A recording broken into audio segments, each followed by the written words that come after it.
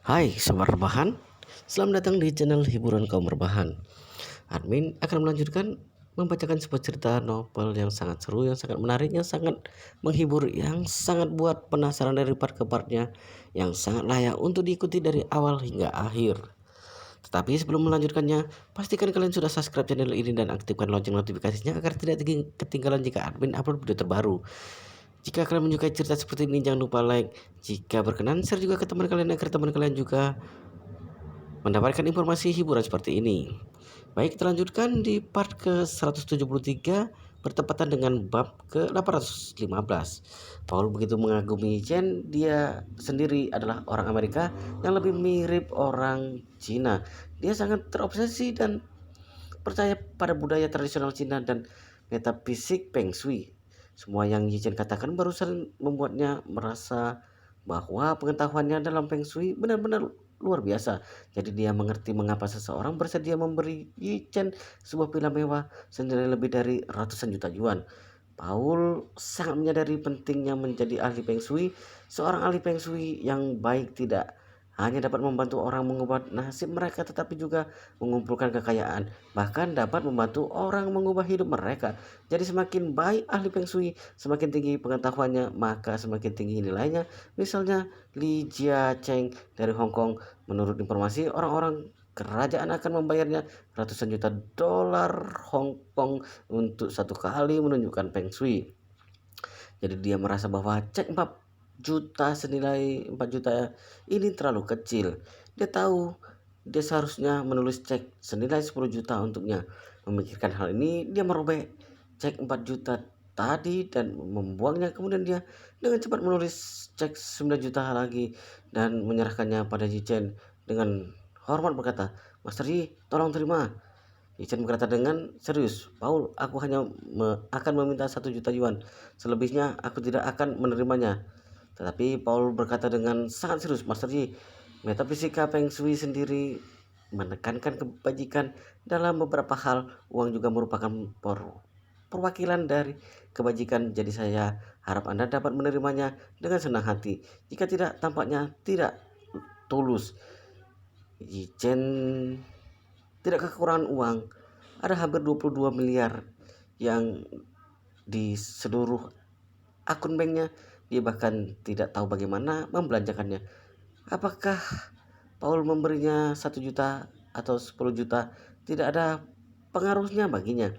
Chen tidak akan meminta terlalu banyak uang pada Paul. Dia meminta tadi hanya untuk formalitas. Dia tidak mematok harga dan tidak peduli berapa banyak yang akan Paul berikan. Tetapi ini terlalu banyak, ini benar-benar tidak pantas.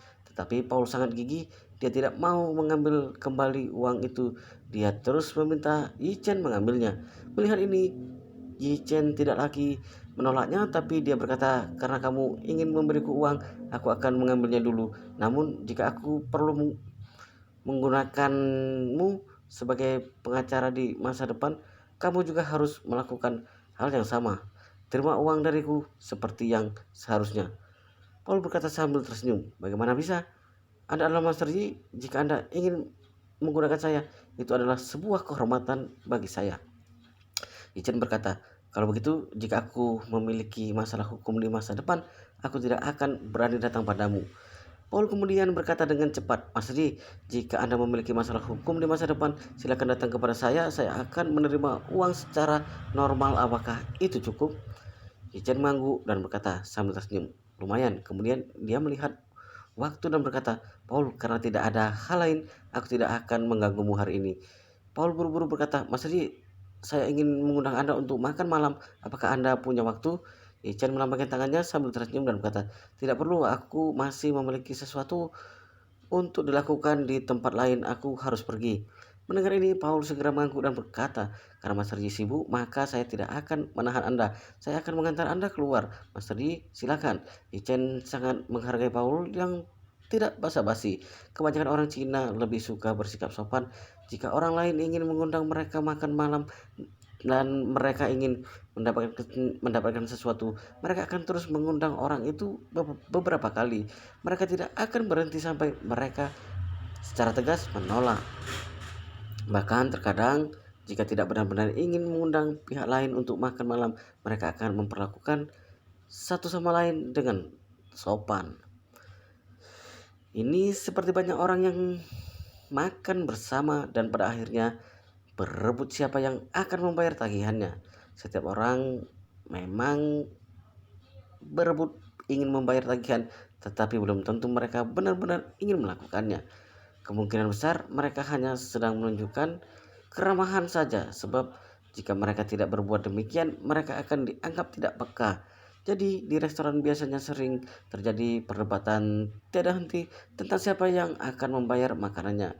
Ijen banyak bertemu orang seperti itu, tetapi dia menghargai kepekaannya, ketegasannya, dan kejujuran Paul. Karena dirinya sudah bilang sedang ada urusan, maka dia tidak akan banyak bicara dan langsung pamit undur diri. Begitu cara orang pintar berkomunikasi. Tidak lama setelahnya, Paul mengantar Yichen keluar dari gedung perusahaan. Keduanya pun sampai di depan pintu elevator. Paul berinisiatif menekan tombol elevator untuk Yichen. Kemudian elevator yang awalnya berada di lantai 1 kini berhenti di lantai ini.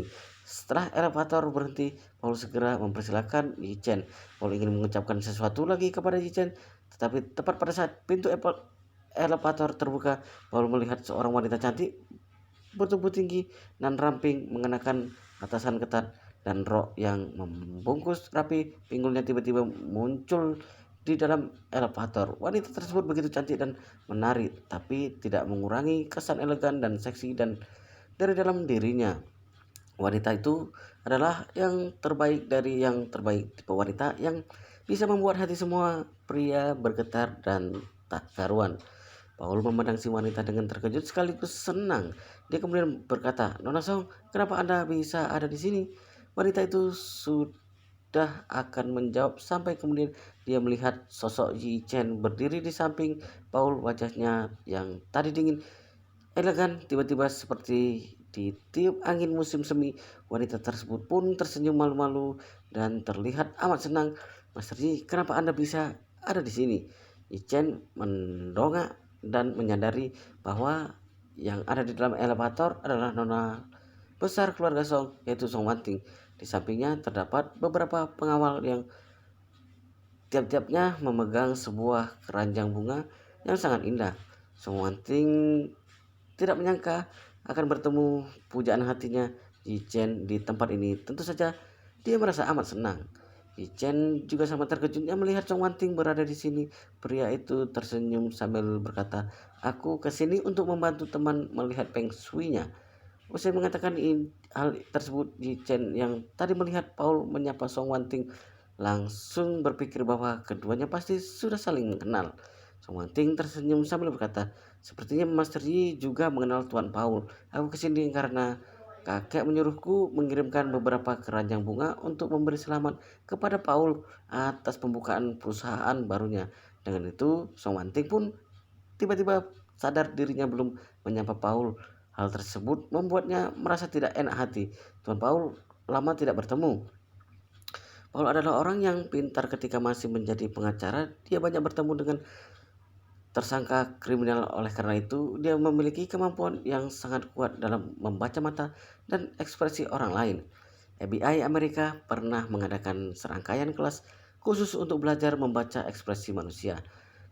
Keutamaan kelas tersebut adalah untuk mengajari para investigator bagaimana cara mendeteksi kebohongan dari perubahan ekspresi kecil dan pergerakan mata tersangka. Hal tersebut merupakan pembelajaran psikologis kelas atas, tetapi setiap orang yang bekerja di pengadilan harus bisa menguasainya. Paul telah belajar di Amerika selama bertahun-tahun. Dia juga menjadi seorang pengacara, ditambah dengan didikan keluarganya sejak kecil. Paul pun menjadi sangat ahli dalam bidang ini. Jadi dari tatapan dan ekspresi Song Wanting terhadap Yi Chen saja, Paul sudah tahu bahwa Song Wanting menyukai Yi Chen. Di satu sisi, Paul merasa iri pada Yi Chen yang bisa menarik perhatian gadis secantik Song Wanting, tetapi di sisi lain, Paul hanya bisa menghela nafas tak berdaya. Sepertinya Yi Chen memang lain daripada yang lain. Bahkan nona besar dari keluarga Song saja jatuh cinta padanya. Poin pentingnya adalah Yi Chen adalah pria yang sudah menikah. Song Wanting bisa jatuh cinta padanya. Itu merupakan sebuah berita besar. Tepat pada waktu itu, Song Wanting yang cantik nan anggun keluar dari elevator. Meskipun Song Wanting datang ke sini untuk mengirimkan bunga kepada Paul, tetapi pandangan matanya terus melekat ke sosok Yi Chen. Setiap kali melihat Yi Chen, Song Wanting akan merasa senang sekali. Dia seperti kembali ke usia 18 tahun, masa di mana remaja baru pertama mengenal cinta. Pada kenyataannya, Nona besar seperti Song Wanting telah belajar menjadi dewasa lebih awal dari orang pada umumnya. Dia lebih awal belajar mengenai bersosialisasi dengan masyarakat dan lebih awal belajar bagaimana cara berpura-pura. Tapi sekarang setelah melihat dan jatuh cinta kepada Yi Chen, kemampuan berpura-pura Song Wanting kini melemah di hadapan pria tersebut. Song Wanting menatap Yi Chen, pandangan matanya terlihat sangat memuja dan mengagumi sosok Yi Chen. Dengan malu-malu Song Wanting bertanya, "Master Yi, bagaimana Anda bisa mengenal Tuan Paul? Tuan Paul belum lama datang ke Tiongkok, bukan?" Yi Chen tersenyum dan menjawab, "Ayah mertuaku dan ibu Tuan Paul adalah teman kuliah, jadi begitu kami saling mengenal." Song Wanting terkejut, "Astaga, kebetulan sekali." Paul yang berdiri di sebelah mereka tersenyum dan menyahut, "Memang sebuah kebetulan. Aku pun tidak menyangka Nona Song juga mengenal Master Yi." Song Wanting menatap Yi Chen dalam-dalam, kemudian menanggapi Paul, "Master Yi bisa dibilang adalah penyelamatku. Apakah ingat pada suatu kali ketika produk yang kita kirimkan baru tiba di Amerika, orang-orang itu langsung bilang produk tersebut tidak memenuhi syarat. Bukan hanya ingin menuntut kita, mereka juga ingin membebankan biaya ganti rugi kepada kita." Paul langsung mengangguk dan berkata, "Tentu saja ingat, waktu itu Anda menyuruhku pergi dari daerah timur Amerika menuju daerah barat Amerika. Itu semua demi membantu Anda menyelesaikan perselisihan tersebut. Tetapi belum juga aku sampai di sana, masalahnya sudah terselesaikan." Ketakutan atas kejadian tersebut masih terdengar dalam nada bicara Song Wanting.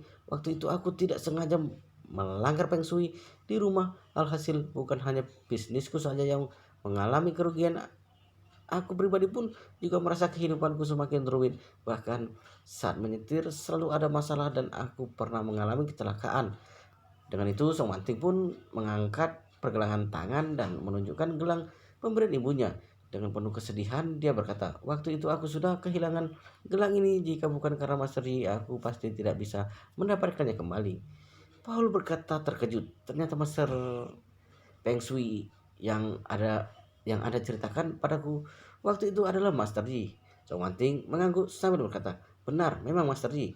Paul menatap Yi Chen dengan pandangan penuh rasa kagum dan memuja. Paul berseru, "Master Yi, aku tidak menyangka bahwa Anda adalah Master Yi Feng Shui yang selalu dipuja-puja oleh Nona Song." Yi Chen tersenyum santai sambil mengibaskan tangannya. "Itu hanya soal kecil, jangan diungkit terus." Paul lekas-lekas menyahut, "Master Ji, Anda terlalu rendah hati. Jika bukan karena saran dari Anda barusan, Feng Shui di tempat ini juga akan mengalami masalah besar. Aku benar-benar berterima kasih kepada Anda." Tidak pernah terpikir oleh Paul bahwa Yi Chen sangat rendah hati. Paul pun dalam hati telah menaruh rasa hormat kepada Yi Chen. Ditambah lagi sikap hormat Nona Song Wanting terhadap Yi Chen membuat Paul semakin tenang. Dia tidak boleh mengabaikan Yi Chen. Tidak lama kemudian Yi Chen berkata, "Aku masih ada urusan lain, begini saja. Kalian berdua silakan mengobrol, aku pamit dulu." Song Wanting lekas-lekas bertanya, "Mas Rji, Anda hendak pergi kemana? Apakah Anda membawa mobil? Jika tidak, aku bisa mengantar Anda."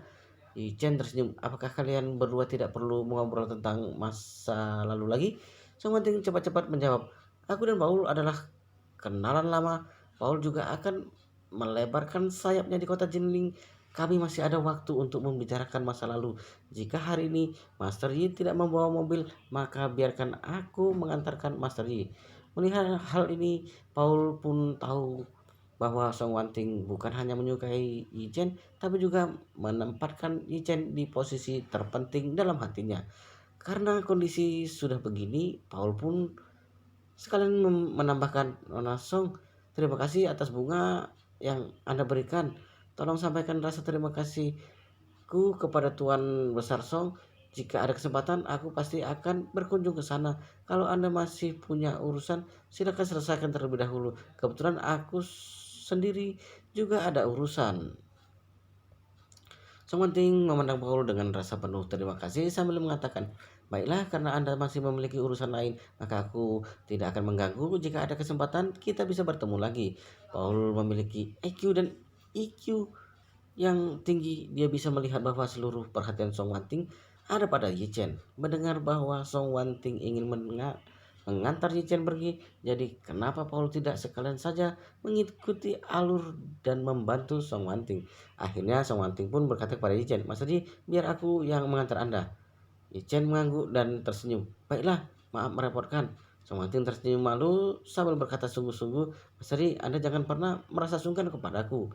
Song Wanting menyuruh para pengawalnya tetap tinggal untuk memberikan bunga kepada Paul. Dia mengulurkan tangan dan menahan pintu elevator dan berkata kepada Yi Chen, Mas Ri, silakan.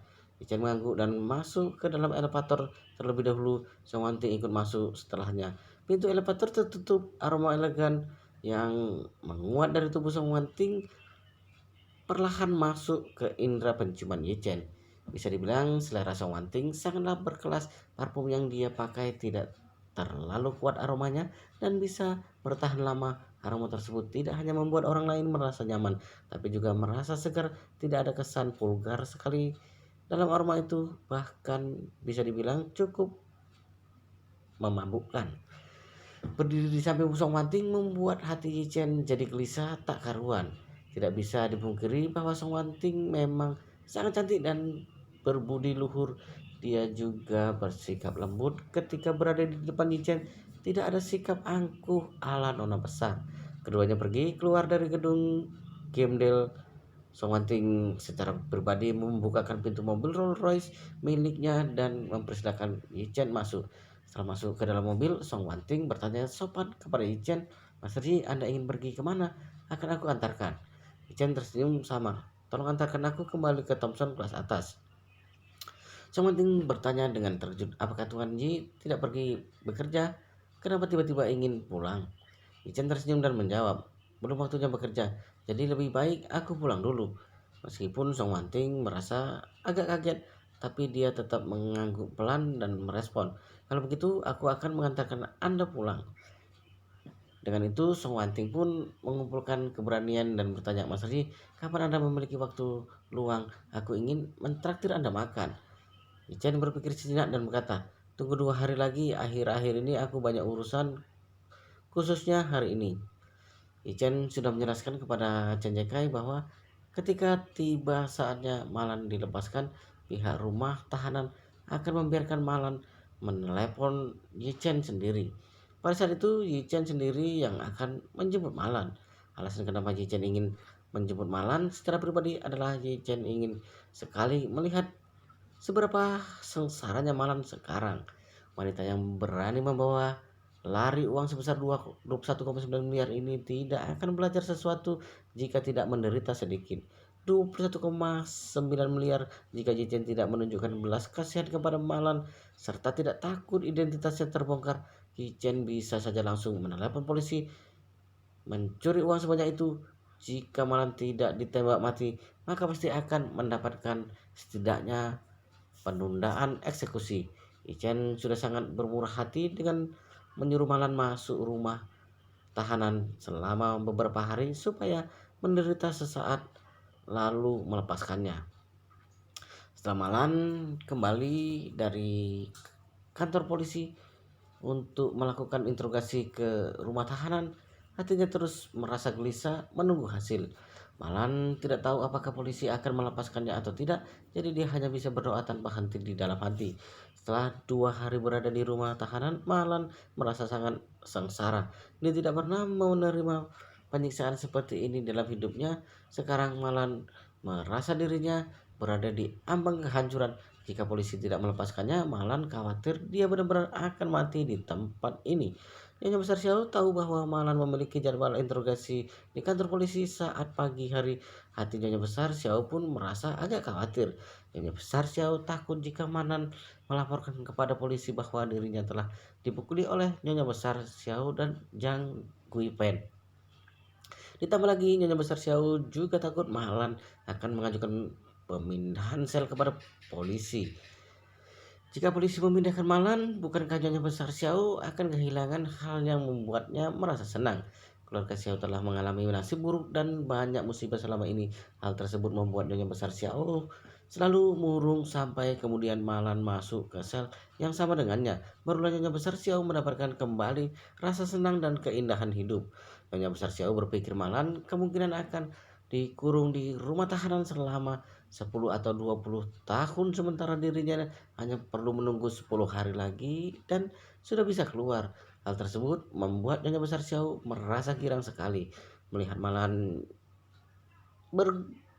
bergelung di sudut sel. Membuat hati Nyonya Besar Xiao senangnya bukan main. Dia maju selangkah dan berdiri di hadapan Malan sambil tersenyum. Dia bertanya, "Hei, aku dengar kamu dipanggil ke kantor polisi untuk interogasi." Malan menatapnya Besar Xiao dan menjawab dengan gemetaran, "Benar, Ibu. Mereka memanggilku untuk menanyakan keadaan." Nyonya Besar Xiao bertanya dengan nada sinis, "Kamu tidak bicara macam-macam dengan polisi, bukan? Kamu tidak mengajukan tuntutan kepada mereka?" Malan lekas-lekas mengibaskan tangan. "Ibu tenang saja, aku tidak memberitahu polisi tentang kejadian di dalam sel. Mereka memanggilku karena ingin menanyakan tentang kasusku." Nyonya Besar Xiao merasa lega. Dia tersenyum sambil bertanya, "Malan, apakah kamu sudah mencari seseorang pengacara? Berapa lama kamu akan dihukum seperti ini? 10 tahun? 15 tahun?" Malan menggelengkan kepala dan bergumam, "Aku belum menemukan seseorang pengacara, jadi aku belum tahu berapa lama aku akan dihukum." Meskipun Malan dipukul sampai mati, Malan tidak akan berani mengatakan bahwa dirinya kemungkinan akan segera dibebaskan. Karena jika mereka tahu bahwa Malan akan segera dibebaskan, Malan khawatir mereka akan melakukan segala cara untuk menyiksa dirinya sebrutal mungkin sebelum dia dibebaskan. Jadi Malan memutuskan untuk bertahan sampai detik di mana polisi akan melepaskannya. Nyonya Besar Xiao tersenyum sinis dan berkata dengan bangga, "Aku dengar dari orang lain, melihat dari kasusmu ini, setidaknya kamu akan dihukum selama 15 tahun."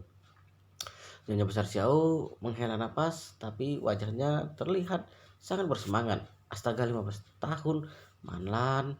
15 hari saja aku tidak tahan. Apakah kamu bisa bertahan selama 15 tahun? Memikirkan hal itu membuatku jadi khawatir padamu." Malan hanya bisa mengiyakan. "Aku juga tidak tahu, Ibu. Saat memikirkan diriku akan dikurung selama puluhan tahun, hatiku rasanya sedih sekali."